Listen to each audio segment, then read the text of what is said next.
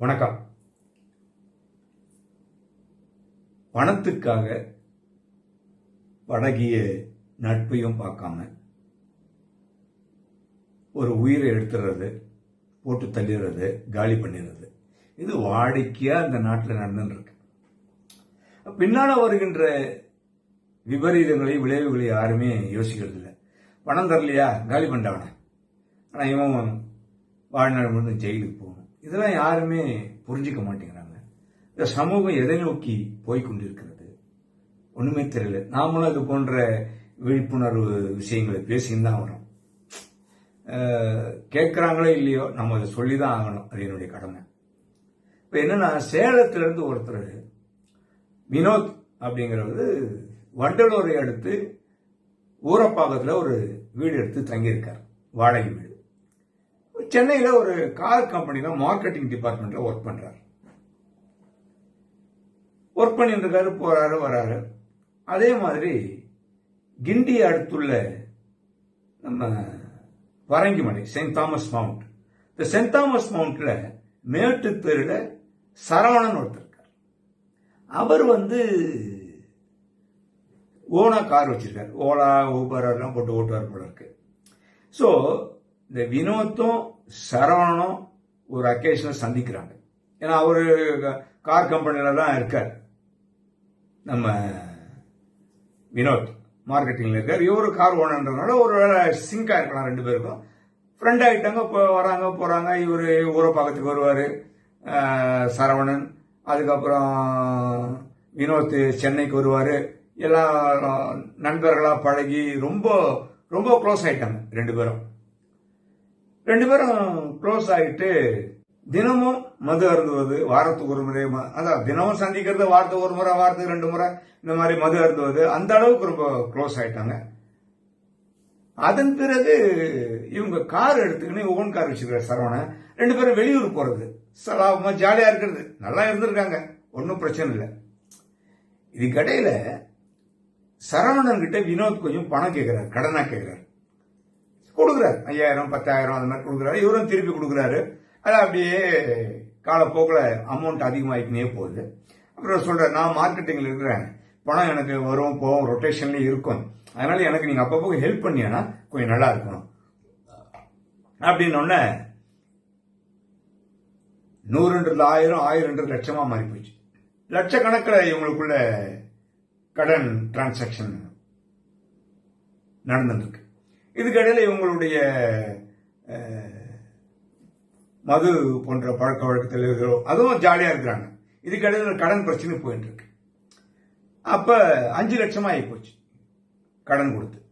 அப்ப வினோத் கிட்ட சரவணன் கேட்கிறாரு, எப்படின்னா அதுக்கு முன்னால என்ன ஆகுதுன்னா, இவங்க 2 பேரும் கார் எடுத்துக்கின்னு மது பாட்டில் வாங்கிக்கின்னு செங்கல்பட்டு பக்கத்தில் இருக்கிற நம்ம சிங்கப்பெருமாள் கோயில், இந்த சிங்கப்பெருமாள் கோயில் பக்கத்துல போய் ஒரு இடத்துல உட்காந்துருக்காங்க. இவங்க உட்காந்து பேசுறாங்க.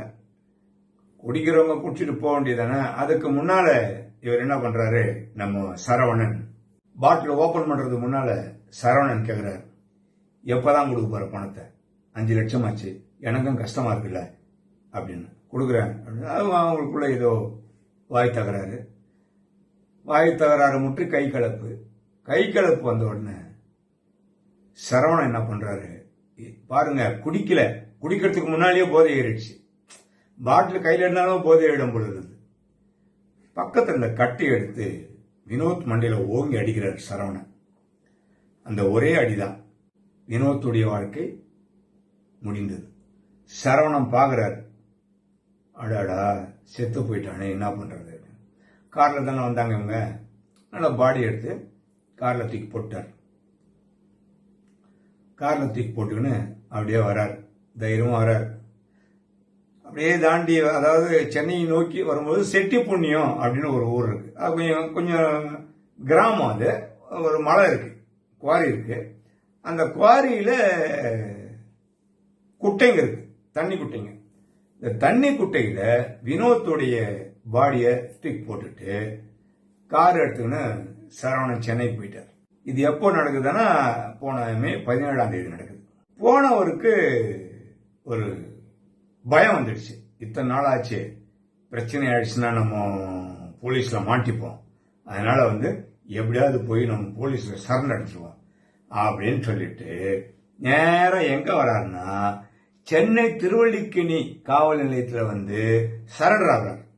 நான் இந்த மாதிரி என்னுடைய ஃப்ரெண்டை இந்த மாதிரி சிங்கப்பெருமாள் கோயில் பக்கத்தில் ஒரு குட்டையில கொலை பண்ணி தூக்கி போட்டுட்டேன், அதனால நான் உங்ககிட்ட சரண்டர் ஆகிறேன் அப்படின்னு சொல்றாரு. திருவல்லிக்கேணி போலீஸ் என்ன பண்றாங்க, அப்படியாப்பா எல்லாத்தையும் விசாரிச்சுட்டு நீ இங்கெல்லாம் சரண்டர் ஆக முடியாது தம்பி, நீ என்ன பண்ற மரமலை நகர் போலீஸ் ஸ்டேஷன் போ, அங்கதான் நீ சரண்டர் ஆகணும் அப்படின்னு சொல்லி மேம்போக்க அமுச்சு விட்டுறாங்க. இவரும் வரார், சரவணனும் பஸ் ஏறி மரமலை நகர் இறங்குறாரு. இறங்கிட்டு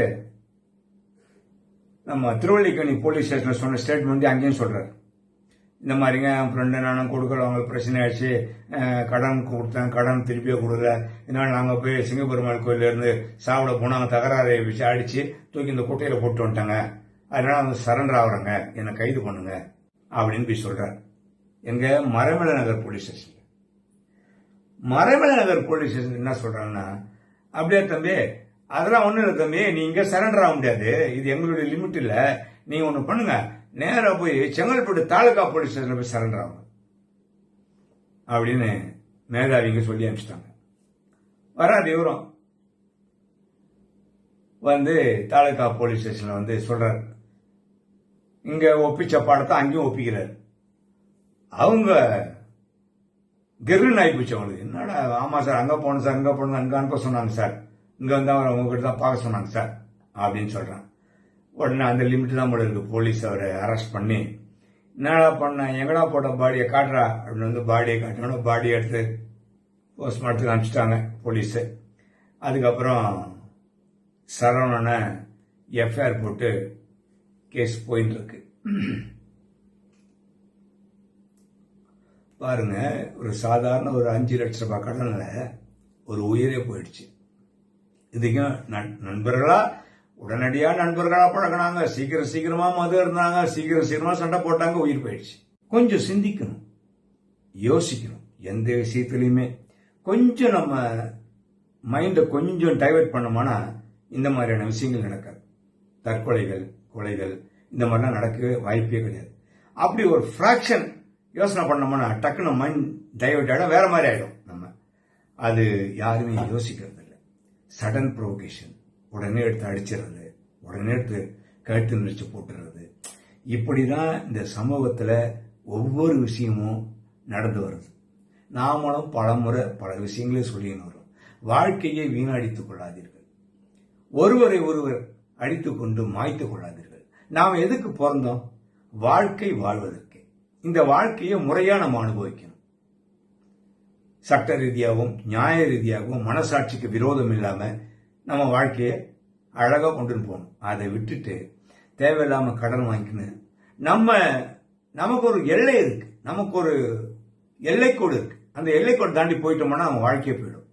அதுக்குள்ளதான் நம்ம வாழணும், அதுக்குள்ளதான் கத்துக்கணும். எல்லாத்தையுமே நம்ம அடுத்தவங்களுக்கு கொடுக்கறதா இருந்தாலும் சரி, அடுத்தவங்ககிட்ட வாங்குறதா இருந்தாலும் சரி, லிமிட்டேஷன் இருக்கு. லிமிட்டை தாண்டமானா நம்ம வாழ்க்கை போயிடும். இது யாருமே யோசிக்கிறது இல்லை.